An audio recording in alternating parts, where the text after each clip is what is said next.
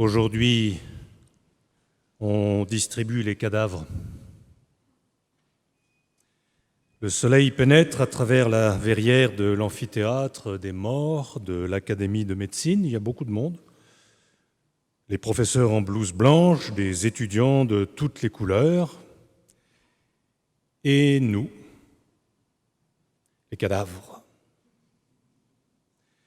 alignés, recouverts d'un drap blanc. Je fais partie des généreux donateurs. J'ai donné mon corps à la science. Les étudiants vont choisir le cadavre qu'ils vont disséquer pendant l'année universitaire. Malgré notre impassibilité, nous, les morts, sommes émus.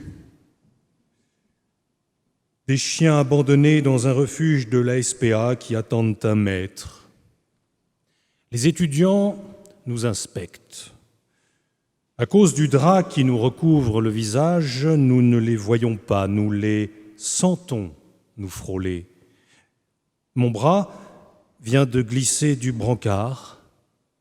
Ma main froide pend, elle se balance au-dessus du sol, puis elle s'immobilise définitivement.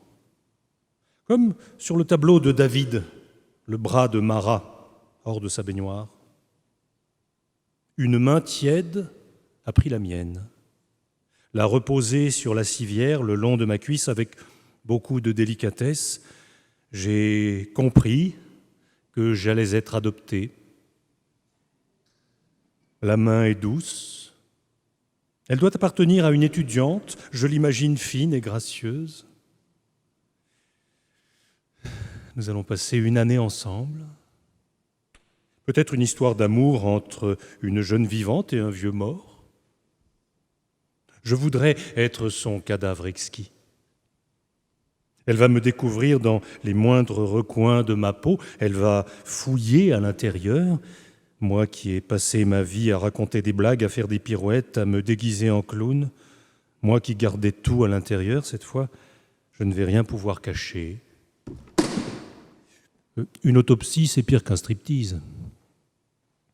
Elle que je ne connais pas va tout savoir. Ce que j'avais dans le cœur, ce que j'avais dans le ventre et ce que j'avais dans la tête. Et tout d'un coup, ça me fait peur. Qu'est-ce qui m'a pris de donner mon corps à la science? Elle a écarté le drap, me voilà tout nu devant elle, un Christ de Mategna, le pagne et l'air de sainteté en moins. Je la vois. Charmante. Elle me regarde. Je suis un peu gêné. Pas elle.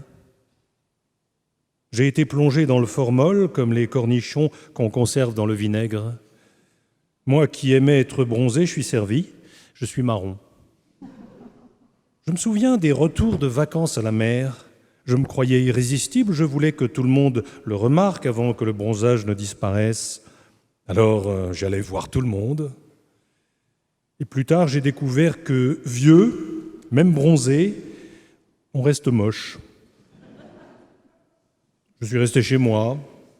Elle a apporté un grand carton à dessin et une boîte à outils.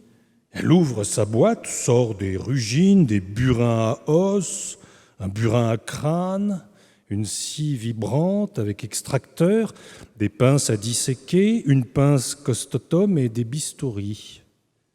Elle en prend un et me rentre dans le lard. Je la sens peinée. Je suis dur à couper.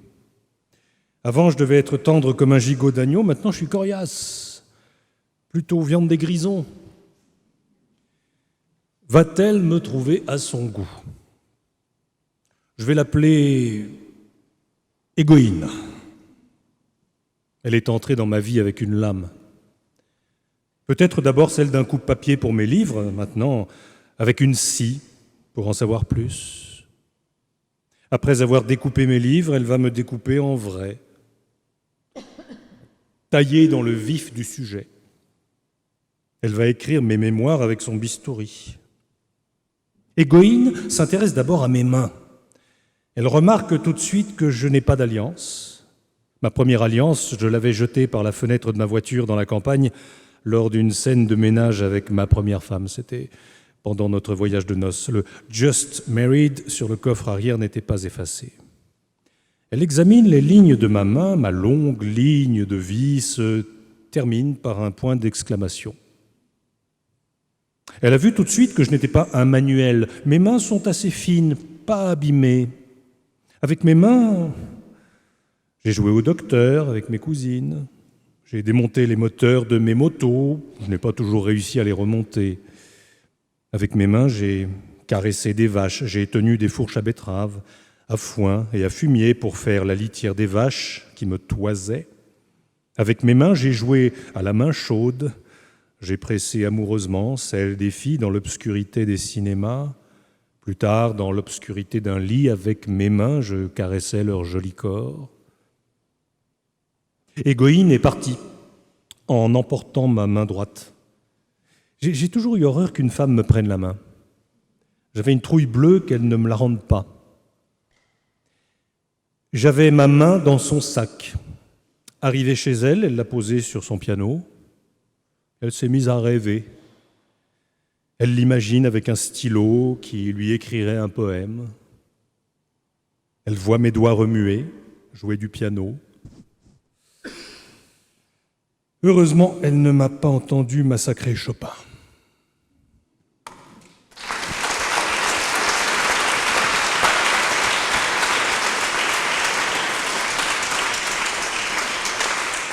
Un texte de joie et d'espoir signé Jean-Louis Fournier, Mon autopsie.